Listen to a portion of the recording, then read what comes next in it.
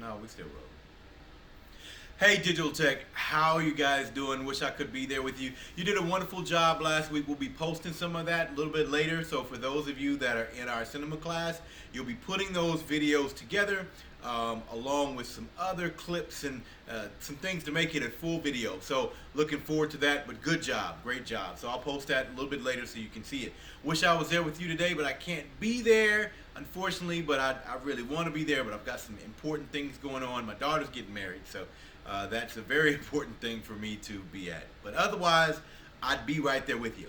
Now today, we're discussing something we've kind of already touched on it just a little bit, but we're going to go just a little bit deeper into it, and that is ADR, automated dialogue replacement. But before we do that, I want to get into a little bit of review just to make sure. You know, a pastor once told me that renew is the best glue. So we're going to go and learn just a couple of things you probably already know, but for some of you it's going to be a review. For other of you guys, it's going to be a refresher for you. But I want to make sure you got a couple of things down packed, especially when you look at some of the things that we have coming on. There's some basics we want to make sure that we have. So watch this quick video so that you can get a basic understanding of some of the things that we've already talked about. What's up, everybody? It's Preamp. So today we're going to start a new video series called Audio Cables for Beginners. The reason I'm doing this series is because I still come across some DJs and musicians that don't know the difference between an XLR cable, an RCA, and a 1/4 inch. So for today's video, we're going to talk about the 3 most common audio cable types and show you what each one is used for. Today's video is brought to you by Direct Music Service. If you're a DJ or a mix artist and you're looking for one website to find all your music, DMS is the spot to be. Direct Music Service is a music database made for the working DJ or mix artist. Not only is it the one-stop spot to download all your music, but DMS also has this mobile app so that you can find and organize your music when you're on the go. Go to directmusicservice.com to sign up today. Now back to the video. So as I said, I'm going to be showing you guys the 3 basic audio cables that you're going to come across as a DJ or a musician. Okay, so cable number 1 is the RCA cable. You find these commonly with home audio components, like maybe a home stereo. You see them used with CDJs. Sometimes these are the type of wires that you see that you plug into your controller. A lot of times they come in pairs, but they're basically 2 single cables. Old VCRs and early DVD players used RCA. An RCA cable is an unbalanced cable. I'm going to do a whole video on the difference between balanced and unbalanced cables. But basically, in a nutshell, that means that inside this cable, there's 2 wires. One that carries the signal, and the other is the ground. Unbalanced cables like RCAs are great for short distances, like the short distance between a CDJ to the mixer. 3 to 4 feet is more than enough. In an RCA cable, what you usually see is the male end. On the components that it's plugging to, like the mixer or the instrument or CDJ that is plugged to, that's known as the female end. The way you know is the female end is the hole, and the male end is the one that sticks out. Keep it clean, folks. So the second type of cable I'm going to show you guys is the XLR cable, and you might have seen one of these. Most commonly, an XLR cable has 2 different types of ends. There's a female end, and then there's a male end. The female end has the 3 holes.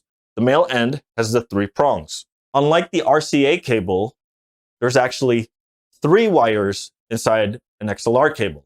An XLR cable is usually used for a balanced signal. When it has 3 wires in it, like an XLR cable does, you have the option to use a balanced connection. Like I said, we're going to talk about that in another video, but when you have a balanced connection, you can actually have longer running cables. XLRs are most common with microphones, but a lot of DJ gear like mixers and controllers with balanced outputs utilize 2 XLR outputs. Balanced connections usually give you more signal strength and less noise over longer distances. So whenever you can, use an XLR connection, whether it's out of your DJ controller or your DJ mixer, going to your speakers or the main mixing board. So these are XLR cables. Now the third cable I'm going to show you is the 1/4 inch cable, which looks like this. This is the male 1/4 inch cable. Usually 1/4 inch cables are male on both sides. This one is an L shape on this side, while the other end is straight, but they both can plug into a female 1/4-inch jack. Now, there are two types of 1/4-inch cables. There's the TS, which is unbalanced, and then there's the TRS, which is balanced. The way you know is that a TS, which stands for tip sleeve, only has one black ring around it, while the TRS has two black rings around it. A TS cable is always unbalanced, and a TRS cable can be used both balanced and unbalanced. The unbalanced TS cable works a lot like the RCA cable. It's great for short distances. It's commonly found when you're using it with line level instruments, a keyboard's output, a guitar cable, or short distance connections between line level devices, like when using an effects loop on your mixer. Now, a TRS 1/4-inch cable can be used for a balanced signal, just like an XLR cable. Unlike the TS cable that only has two cables inside it, a signal carrier and a ground, a TRS cable is just like an XLR. It has two signal carriers and a ground, so you can get more distance from a TRS cable. Some devices have a balanced 1/4-inch output as opposed to a balanced XLR output, so a TRS cable might be needed. Now, there's a third function you can do with a TRS cable. If you ever look at a pair of headphones, whether it's a 1/4-inch cable or the smaller 1/8-inch cable, you will always see that there's two rings. Now, unlike a balanced signal, which is mono, in the case of using it with headphones, the two signal carriers of a TRS cable can be used for the left and right channels of your headphones. Each of those channels are essentially unbalanced. A TRS cable can actually serve as two unbalanced signals as a stereo pair. Now, like I said, this is what a male 1/4-inch cable looks like, but there are female 1/4-inch cables at the end when you're doing extensions, like for headphones. This is the female, this is the male. The male goes inside the female jack. Now, as DJs, there's two other cables you might come across. And as I mentioned earlier, there's the 1/8-inch plug right here, which is a TRS plug, which is usually what you find at the end of your headphones. If your mixer or DJ controller doesn't have a 1/8-inch headphone jack, then you need to get an adapter to plug to one of these to convert it to 1/4-inch. An 1/8-inch is just a smaller version of the 1/4-inch. On a lot of higher end DJ headphones, you might have a detachable cable, and at the other end of it, you might see a mini XLR cable like this one. On a lot of Pioneer headphones, the detachable cable is mini XLR, and it's female at the end where you connect it to your headphones, which is a little backwards from what normal XLR is, but I believe that's just for security of the cable. But basically, the three most common you're going to come across is the RCA cable, the 1/4-inch cable, and the XLR. On the next video, we're going to talk about the difference between unbalanced cables and balanced cables, and we're going to elaborate more on the difference between the TS 1/4-inch cables versus the TRS 1/4-inch cables. All right, guys. Well, if you have any questions or have anything to add, be sure to leave them in the comment section below. Would love to hear your thoughts or answer any questions you guys might have. And if it's your first time here and you found this video helpful, be sure to hit that little subscribe button below. And don't forget to click that little bell icon so you get a notification the next time I upload a video. All right, it was fun. Thanks for watching. All right. Yeah, that was pretty boring, but hopefully you were able to get the point there, learn about the different chords and such. So I want you to watch this real quick video here, just getting a quick understanding of the board as well. Once again, this is just review. Some of you guys already got it, but make sure to pay attention because you never know what's coming. Watch this. In this video, you'll learn how to use an audio mixing console. There are a few basic principles that apply to every mixer on the market. If you learn those basic principles, you'll feel comfortable walking up to any analog mixer that you'll encounter. I've divided this video into sections to make it easier to understand and to make it easier for you to find the specific topic you're looking for. You can find links to each section of the video in the description below. But if you're new to this channel, my name is Kyle. You can learn audio production online by checking out the weekly videos I post to the Audio University YouTube channel. For more information, check out audiouniversityonline.com. First, let's take a look at the different sections of a mixer. By dividing the mixer into sections, you'll realize that it's not nearly as complicated as it looks. Either on the top or the rear panel of the console, you'll find the inputs and outputs. This is where you connect input devices such as microphones and output devices such as speakers. On the left portion of the console, you'll find a bank of channel strips. Each vertical column of knobs, buttons, and faders represents an individual input channel. That set of controls simply repeats itself again and again for each input. You can see that this console has 10 mono channel strips and 2 stereo channel strips. On the right part of the console, you'll find the master sections. This gives us basic control over each of our outputs: the master fader, group faders, aux master knobs, and matrix master knobs. The first step in a basic setup is to connect the main outputs to the main speakers or PA system. To do this, I'll connect the left and right output of the mixer to the inputs of my main amplifier. The level of these outputs is controlled by the master fader, usually found in the bottom right-hand corner of the mixer. In this case, I'm also going to use auxiliary output 1 and 2 to feed some powered stage monitors so that the musicians on stage can hear themselves play. The level of each aux output is controlled by the aux master knob found in this section. Now that we've set up the destinations, let's plug in some audio sources so that we have audio signals to send to those destinations. This mixer has 10 channels that accept line level or microphone level signals. I'll plug in a dynamic microphone for vocals into channel 1 with an Xlr cable, and a condenser microphone for guitar into channel 2 with an Xlr cable. I could also connect a line level device such as a drum sequencer into one of these channels using a 1/4-inch TRS or TS cable.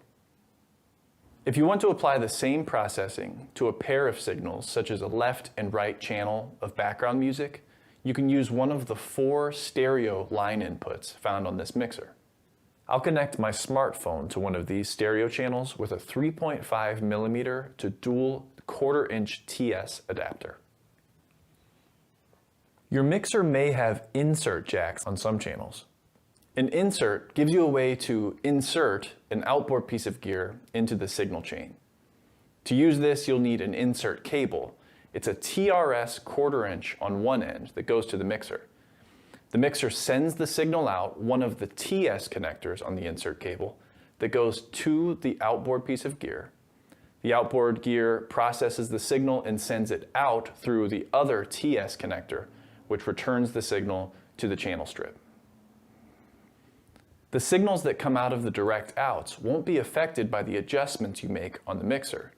That makes it great for sending to an outboard multi-track recording device so that you can mix those tracks later, and the recorded tracks aren't affected by what you're doing for the live show.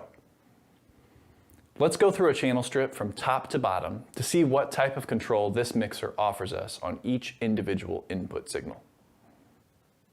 At the top of each channel strip, you may see a phantom power switch. Some microphones, such as condenser mics, require external power to function. The microphone I've plugged into channel 1 is a dynamic microphone which doesn't require phantom power. However, the microphone plugged into channel 2 is a condenser microphone, so I'll engage the phantom power switch on channel 2.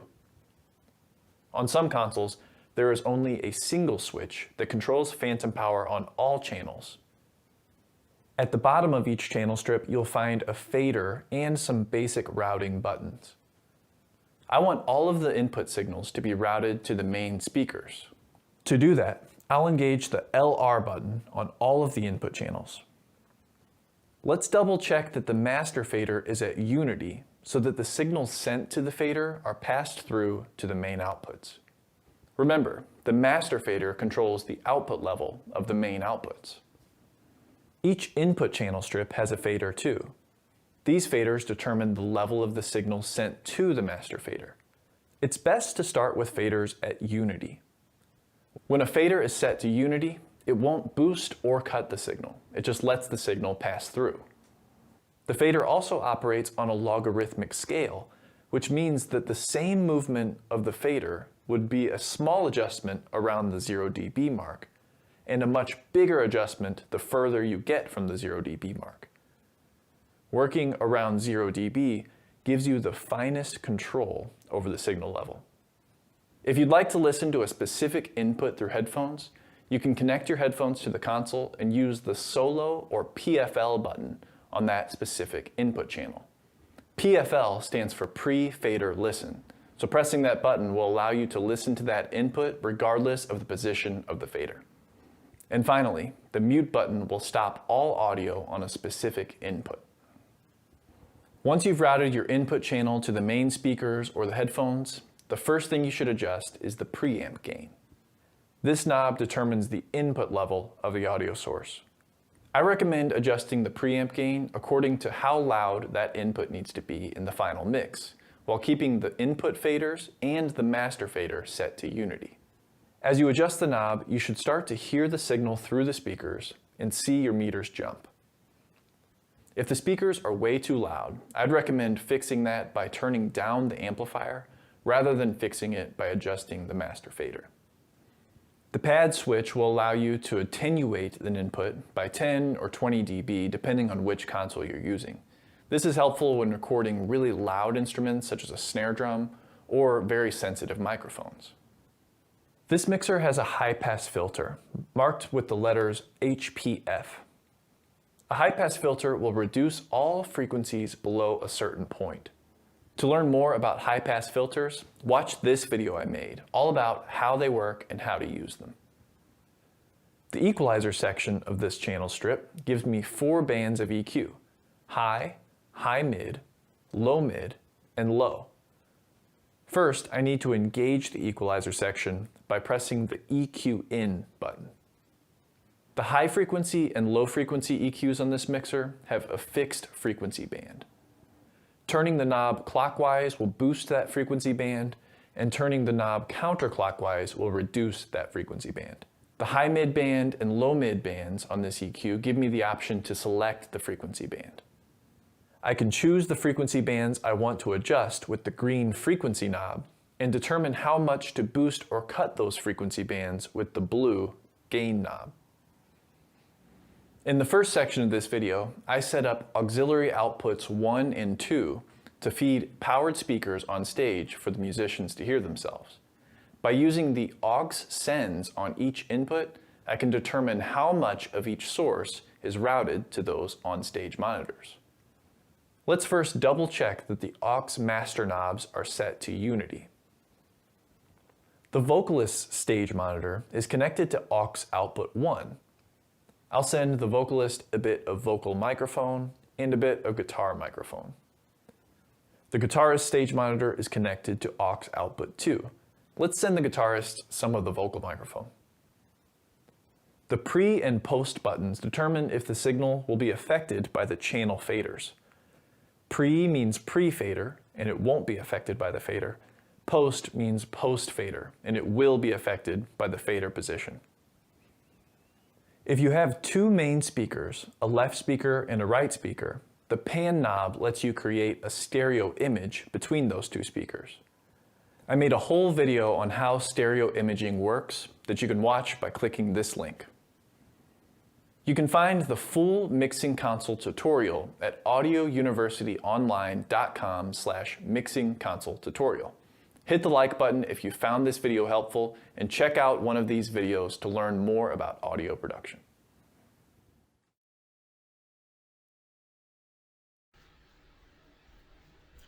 Okay, good job. So now let's get into ADR. We talked about it a little bit before. ADR, automated or automatic, people call it different things, dialogue replacement. Whenever we're watching something like a movie, something like that, almost all of that dialogue that you hear, and really pretty much everything that you hear, is recreated in the studio somewhere. So when people are talking, they actually go back into the studio and they overdub themselves talking. What you hear on the actual movie is not the original recording, but it is actually the recording that they made in studio. The footsteps that you hear, those are not footsteps that they caught on camera while the scene was being shot, those were also added in post. We call that foliage, but the dialogue, we call that ADR.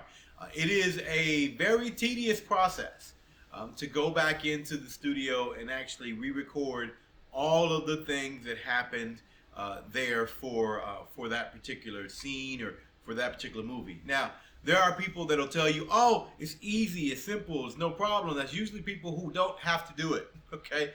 There is some setup involved. So you've got to get the right software. Now, it doesn't have to be anything different than what you're already using to be able to cut video or cut audio or anything like that. But you've got to get some software to be able to do it. In essence, just to kind of pare it all the way down and make it very simple, what you're going to do is that you're going to allow the actor to see and hear itself several times over, so they can hear how they said something, what they look like when they said it, and then what's happening is that you're going to record over that the voice inside of the booth. So that way you can take and replace it. Remember the replacement, dialogue replacement? You're going to take and replace that dialogue with the one that you actually created in studio, okay?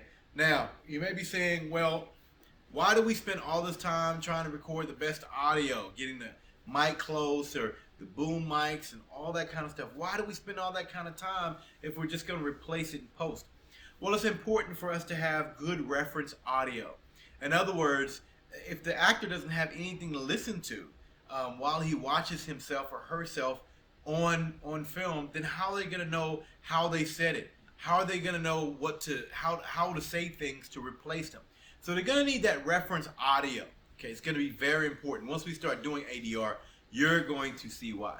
Now, ADR is not always used just for that, and I'm going to show you in just a moment what I mean by that. But I want you to watch a couple things to kind of help explain the whole ADR concept and kind of see how it's done as well. Then I'm going to come back and show you some other things that you can do with ADR.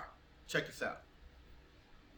Okay, so you got a good camera your dreams. You shot a music video for the local Linkin Park cover band, and now it's time to move on to bigger and better things. Narrative short, sure, why not? Camera, lens, lights, tripod, and thanks to prosumer advertising, you're not using the built-in camera mic because you upgraded to the industry standard Rode video mic. With your video in full effect, your movie should feel like a real movie, right?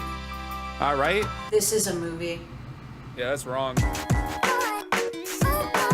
Watch all the B-roll in the world and they're still not going to teach you how to catch clear dialogue, because most of the time they aren't catching it on set. Well, maybe I can, I don't know. Never mind, what did you see? The lavalier boom mic you see is still playing an important role, and that's reference audio. Well, maybe I can, I don't know. Never mind, what happened? There's no way in hell a mic 20 feet away is recording that clearly. And this mic strategically hidden under my t-shirt doesn't sound that great. Now, if it's not the mic on top of the camera, not the mic above the actors, and not the mic on the actors, mic's in the booth. Welcome to the wonderful world of automated dialogue replacement. Can't capture clear and concealed? Having your actors dub it in post is the golden answer for all if you do it right. Younger students of film might take this concept as odd, but the amount of ADR you see in a big budget picture could be anywhere from 80 to 100%. That number includes dialogue and Foley, so if you want to be pro, here's a step to go. Let's say you haven't even tried recording sound at all. The budget and blunders of each would be, okay, well the first one is just using the camera mic itself. Consider this option free. Everything I shot with this guy was on the Canon T4i, which is about $350 on eBay. I'm my own dad.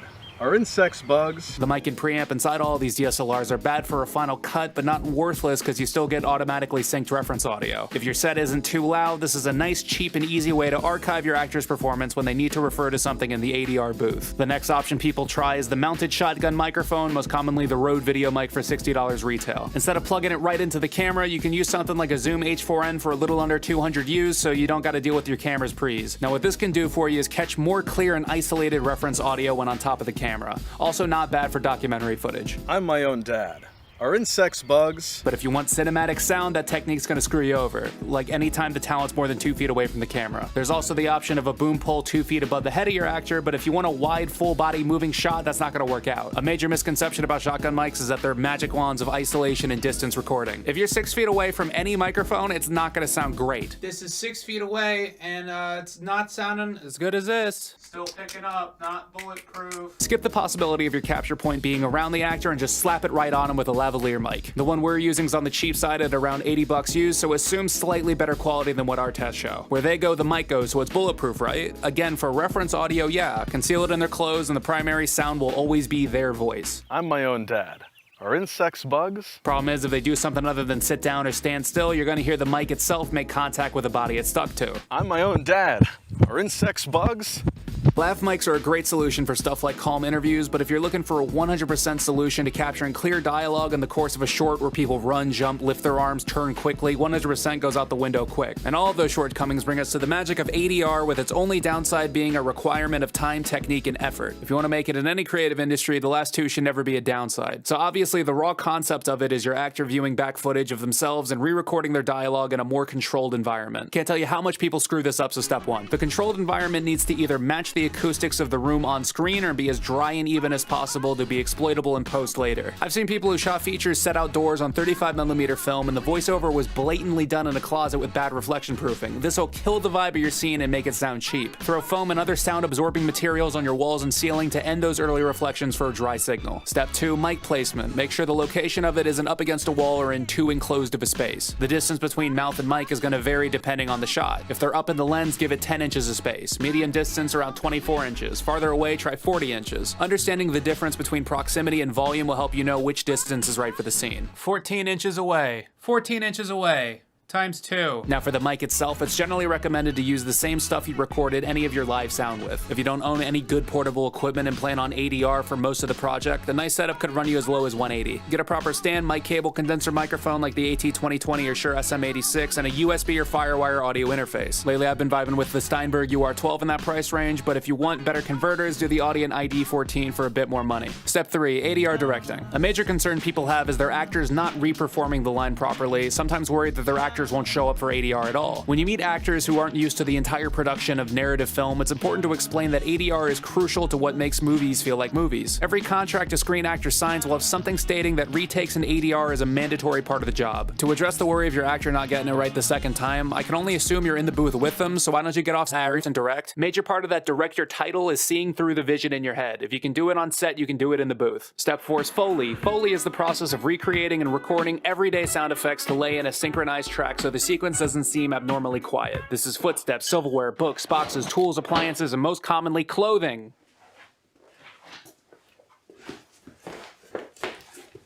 Record the sound of any action you see on the screen using similar techniques in the previous steps and you'll be fine. Also, do not sleep on ambience. Shot outside, record nothing. Shot in a warehouse, record nothing. Remember Foley and ambience or else your mix will sound empty. Step 5 is post-processing. With a talent for mixing, this is where your effort becomes achievement. Remember to never enter this process until you have a recording that's good, waiting to become better. Cut back on some of that bass with an EQ plugin. The human ear is rarely right up on something to the point of hearing those lower frequencies. If the scene's indoors, it'd be a good idea to put a bit of reverb on the track. My wife left me.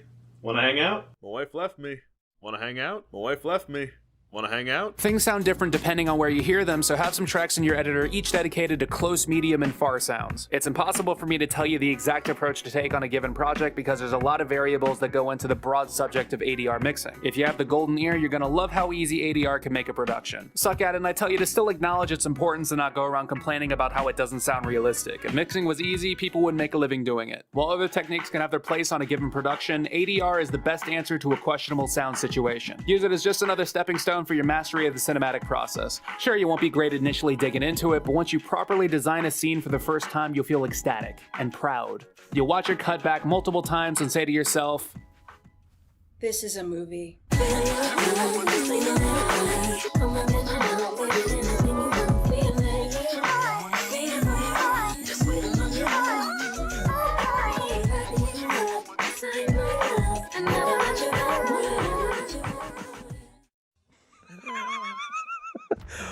Oh, it's like a weird, really bad ASMR video.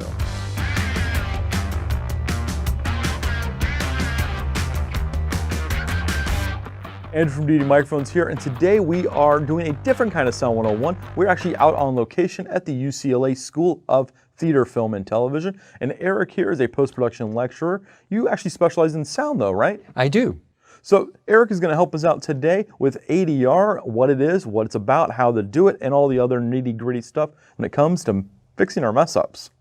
So what exactly is ADR? Well, ADR stands for Automated Dialogue Replacement, but some people are calling it Additional Dialogue Recording. Which makes a lot more sense because it's not that automated now, is it? It's not so automated. Now, why would I use ADR for my film? Well, There are several reasons. One is that you've got a poor recording of your dialogue. It happens. Yeah, exactly. It could be for technical reasons related to the equipment, but it could also be the environment in which you're recording. You're shooting with a wind machine, a generator. You're using equipment that's causing this noise that you can't get rid of. Is the image going to take the priority over the sound? And if you do that from the start, you're going to have to plan on doing ADR. And then also there may be some performance issues that you want to adjust in post. Absolutely. Also, I've had to do is they will change the dialogue altogether and do an over-the-shoulder shot to kind of make it so we can now have a new line added to the movie or not. Sit down, pal. Come on, don't be an asshole, Deckard. I've got 4 skin jobs walking the streets. Right, and that's that additional kind of dialogue that you're talking about. Exactly. You do it for story reasons. You want to improve the scene. So now that we're getting into the nitty-gritty part of ADR, what exactly do we need to get in order to pull off an ADR session? Well, you need a way to capture the sound, so a microphone. Then you need somehow to record that sound. So we can play back the picture and record in sync to that picture. And then an interface so you can connect that microphone to the computer. And some software which will allow you to record their lines in sync to the picture. I think actually in Premiere now, you can actually hit a record button and actually do ADR sessions directly in Premiere. So if you are looking for a budget option, Premiere will work. So now that we know what we're gonna do and we know what we're gonna be doing it on, let's go take a look at Night of the Living Dead once again, and this time a little ADR for it. Great, let's do it.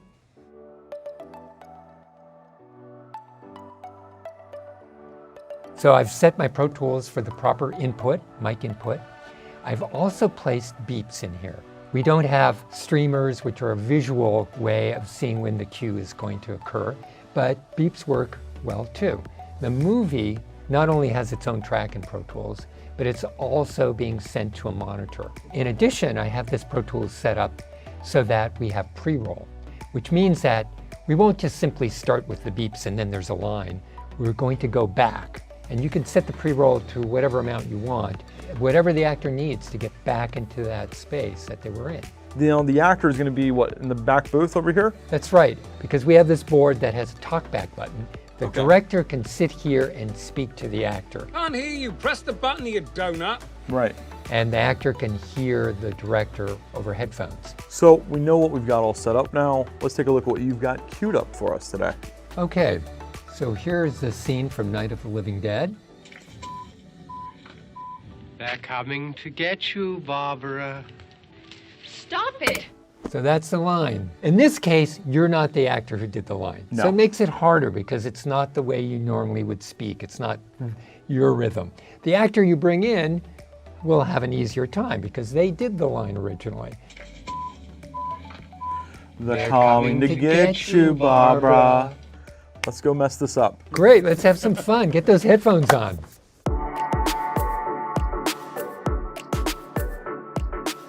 All right, we're all set to go here. Wonderful. Okay, so we're going to do this line, and I'm just going to run one rehearsal. How's that for you? Sounds good to me. I And can then definitely we'll use it. record. Okay. Now, one thing we could do is record the rehearsal, because often you find out that the rehearsal is a good take. So They're coming to get you, we're Barbara. calling it a rehearsal, but we're going to go into record. Okay, here we go. Okay.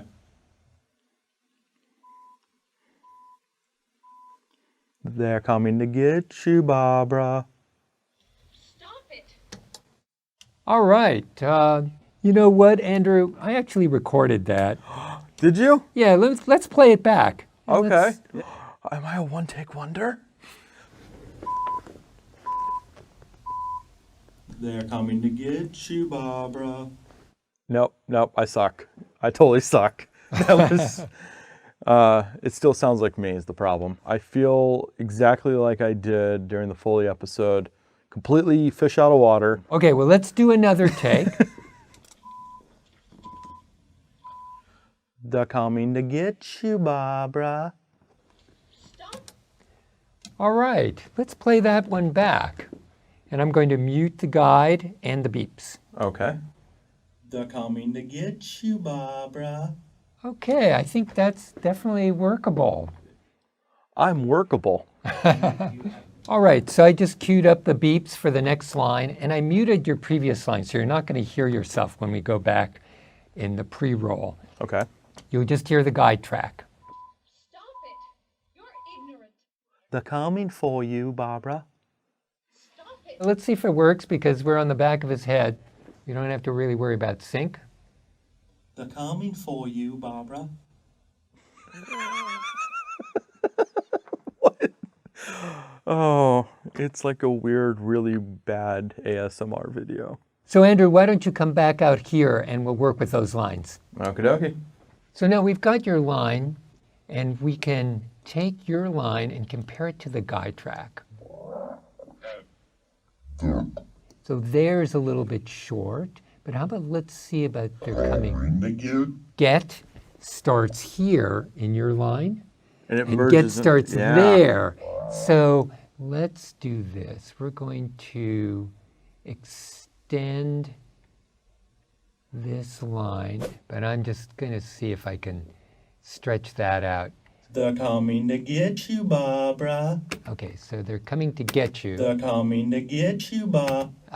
Fortunately. That's amazing. What we can do is we can put equalization on this to make it seem like you're a little further away. So we could roll off some of the bass frequencies. Yeah. Because in that room, close to that mic, we're going to pick up more bass. Yeah. Yeah.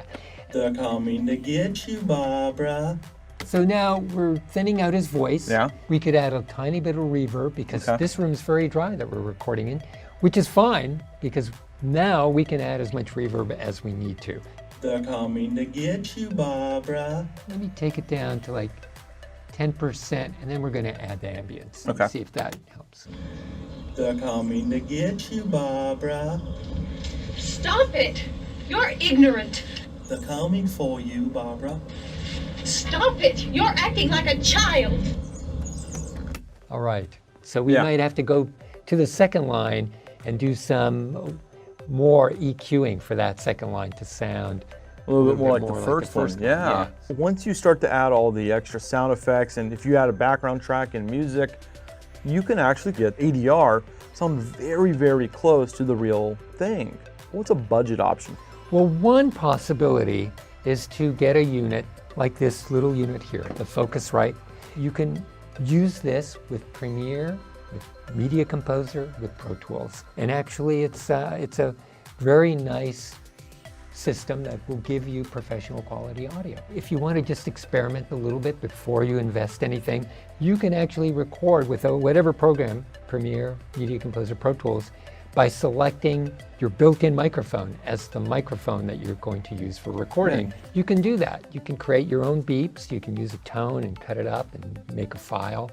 That'll be a 3-second file for ADR, and just practice a little bit before you buy anything. Thank you, Eric, for having us. This has been eye-opening and humbling. We didn't know about half these tools, and now that we know about them, I think we're all going to go out and learn more about how to do this kind of stuff. You're welcome. My pleasure. And thank you guys for watching. Don't forget, like, follow, and subscribe on all social media platforms.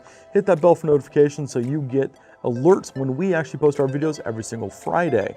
Drop a comment in the comment section below and tell us what you want us to do on our next videos. The best comment is going to win a VLOV. I'm Andrew from DD Microphones, and thank you for watching.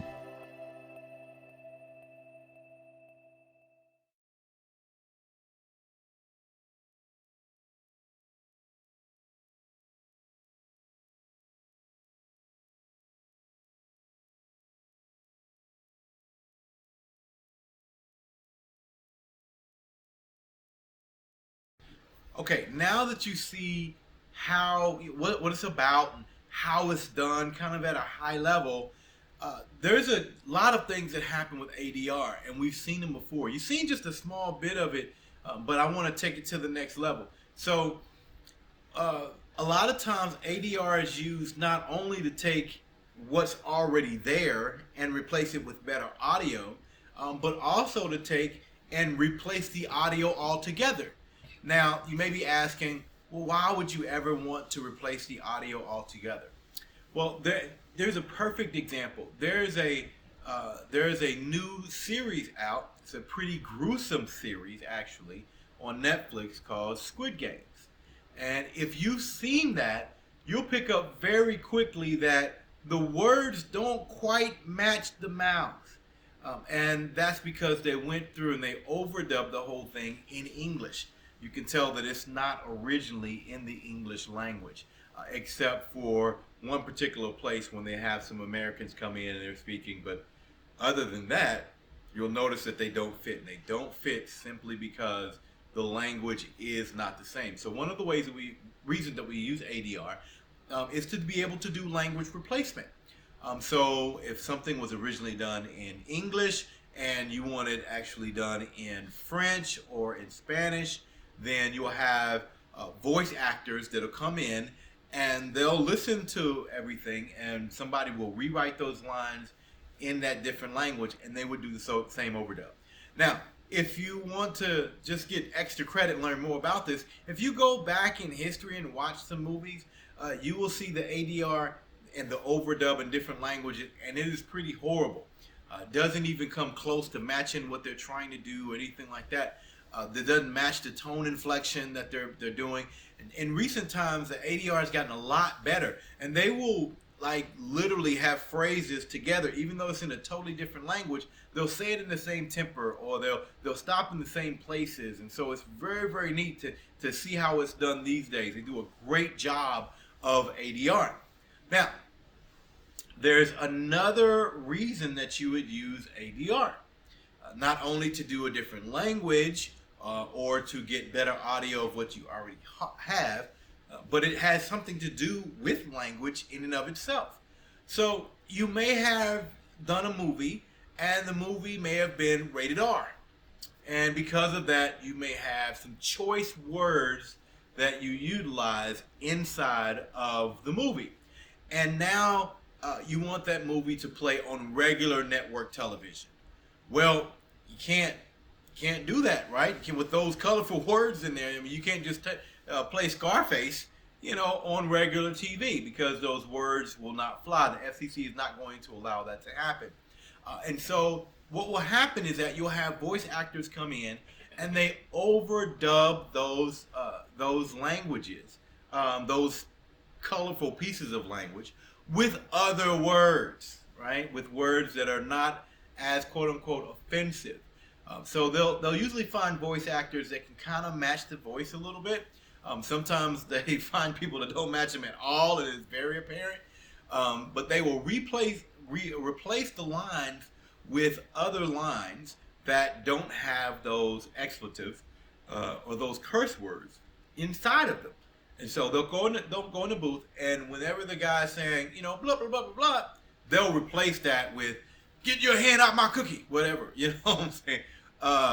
And so they will make it so that now that movie can play on network TV. Now, there's another reason to do ADR, and it's kind of a fun reason. And I'm going to show you some examples of that right now. Check this out.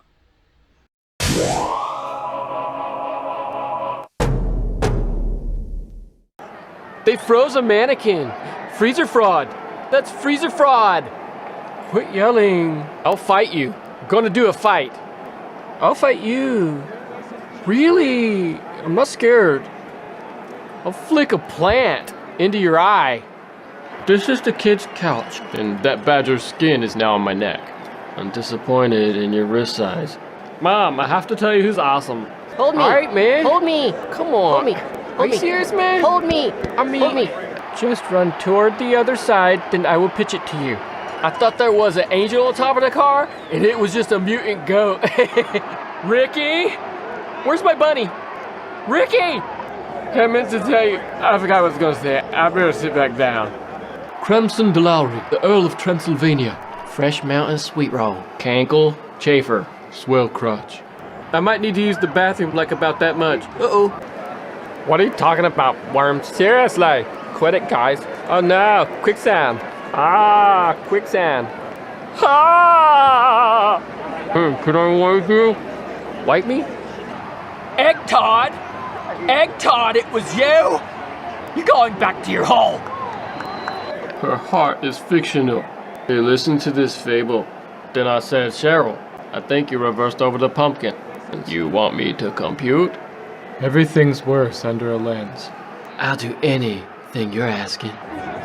Do you have a knife on you? No. I like to pretend I'm a creature of the night. More flavorous. The amazing Zazu. Audio tone golem.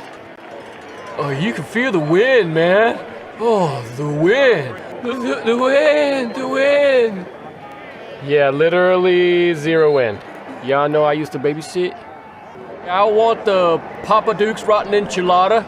Yeah, I'm gonna make love tonight. Hey guy, I don't know your name, but here's some paper. What are humans? We don't know. I made the children cry. You need variety in cheesesteak. Hey, that pottery class, like, it is so fun. You ought to be in it. It's like a fun waste of time, you know?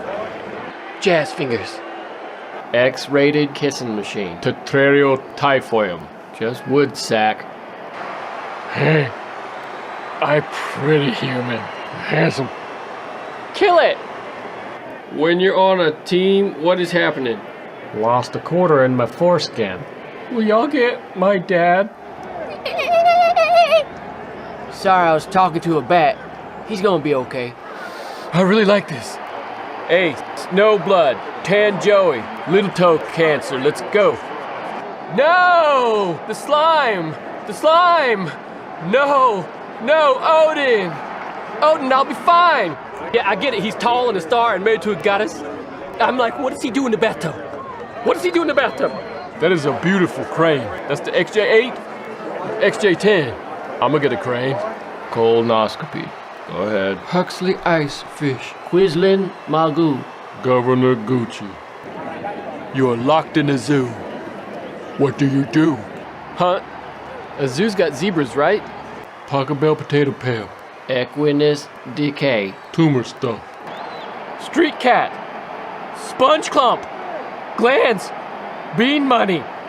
Enema. Wooden shoelace. Tra-la-la-la-la. Don't be a tool belt. What? A tool belt. Like, be yourself. Oh, okay. Not a belt.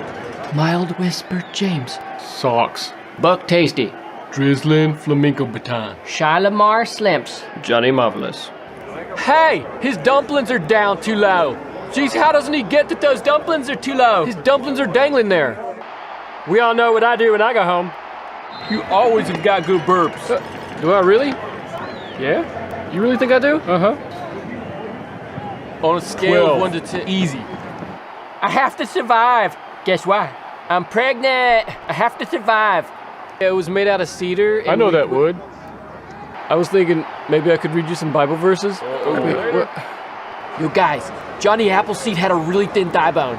A puny thigh bone. I'm so humble. Good job, man. I know. I know one. A snowman? No, you don't. Uh-huh. A snowman, man. He's right down there. On. I'm one of those guys where you just laugh and I'll do whatever you want me to do. Grocklin, sandpaper. Baba O'Reilly, bone slaw, duct tape. Scope snake. She got pushed in the fountain, then she stabbed her legs. Obviously she was carrying a lot of assorted tools. Oh, whoa, Rico, come smell. There better not be anything stinky. My baby likes to stink. I should be enough. Risk is really risky. Are we gonna do this today? Hey, my homies, have you ever seen a frightening toddler baby? He's about to make a Frankenstein. I collect exotic metals. Squatch, honcho. Tiny morning rash. Borkzimmer Shasta. Rocket tall wingnut. Silky bidet Jorgensen. Wart candy. Bow, bow, bow, bow. Act right and limp, sort of. That's right, limp sort of for your flag friend. Dang it, Wayne, limp sort of. Hello, what are you dying? Hello, hello, hello. Hello, oh hell no, who's that? Who's the new idiot? Who is that? Oh hell no. I feel quite bad for this weakling. I'm gonna mess with him. Dang, you're getting some crow's feet. Sorry man, I'm just playing. You come back here, kid. Brain cramp, crankling, symbolicious. Hotel tour, mosaic. Quail ovaries. Laddison, Landpiper. Dream nuts. SJ1, awesomer tattoo. Oh, well may I offer to text your girlfriend? I could show her all the rings. He talked to my girlfriend, that's mean. Boy, that's mean. Tom Brady, that's so mean. Bingo! You see, heartbreak is like ice on your naughty naughty. It feels good, even though it hurts. Precisely. I need to pay you in cash. You better warm my towel. I'm a bird. Oedipus duplex. Ox twins. Oopsie, I tore your skin. Alive in the devil's oven. When your soul feels sad, just do a little dance. You know I like to lick everything. Lip sync when you can't sing. Why's there no ring up in here when I need it? You can do anything. How'd Frank get a frittata? I'll do anything you're asking. You know I'll bring that crinkly juice. I'm gonna make y'all sing. I'll do anything you're asking. Freckles on the sand. I hurt my skin again. Is that doll making you nervous? Yeah, man, it haunts me. What doll? Are you a doll? Now, what was your question again? I'll do anything you're asking. You know I'll bring that crinkly juice. I'm gonna make y'all sing. I'll do anything you're asking. Freckles on the sand. I hurt my skin again. Now, of course, that's not what those football players were really saying, but they were just doing some bad lip syncing, some bad lip reading, and replacing those words with ADR. So some fun stuff to do. Now, here's what I want you to do. You got some homework that I want you to take care of it. And if you've got questions, you can text me. My phone number is there at the bottom of the screen. If you got questions over this homework. So the homework is pretty simple, okay? So just like we seen the bad lip reading here and the bad lip syncing here, I want you to take a clip, any clip you want to. It can be from a movie, it could be a cartoon, it could be just your favorite person, your personality on YouTube. Doesn't make a difference. Doesn't have to be long. It can be literally like 15, 20 seconds. But I want you to take that video and you're going to do your own version of bad lip reading. Okay? So bad lip syncing. And so you're going to overdub that. Now, here's the kicker. You can do the same voice, the same words if you want to. Okay? If you want to do the same words, you can do that. If you want to translate it into a different language, you can definitely do that. It's fine. That'll be great. If you want to take and do like the clip that you just saw and replace all of the dialogue with something colorful, by all means do that. Okay? We're going to take a look at them next week. So if you want to know, well, I don't have any software that's able to allow me to do that. Well, I'm going to ask that you download Davinci Resolve because it is free. Davinci Resolve. All right, so you can go there. It is free. I'll put a link in the description so you can get to the site to download it. Just download the free version. There may be a small learning curve, so you may want to watch a couple of different things to be able to learn it very, very quickly. But you don't need the advanced features. You just need to be able to record it, to put something in it, to overdub it, to actually record the audio. You can just use your phone. I mean, and just put that file inside of Davinci and match up that audio as best you can, do a replacement, and then render it out. Okay? If you are wanting to know what render and all that means, talk to some of the cinematographers, those people who are in our cinema classes. They're in your class right now. They can help you out. Remember, I said before that the most brilliant people are able to utilize all the minds that they can get their hands on. So definitely utilize your peers as well to be able to help understand the process. Some of them are already using Davinci Resolve, so you can get them to be able to help you as well. Okay? So here's what I want you to do. If you have any questions, now will be the time to ask me. Just shoot me a text. I can answer that back for you and get the answer for you. That's all we have for today. Thank you guys so much for being there. Once again, I wish I was there with you. I just got something else I have to do in marrying my daughter. So I'll see you next week. Make sure to render those out. Put them on YouTube so that we can all be able to partake in them next week. All right? I want you to have a phenomenal day. You guys take it easy. Love y'all. Peace.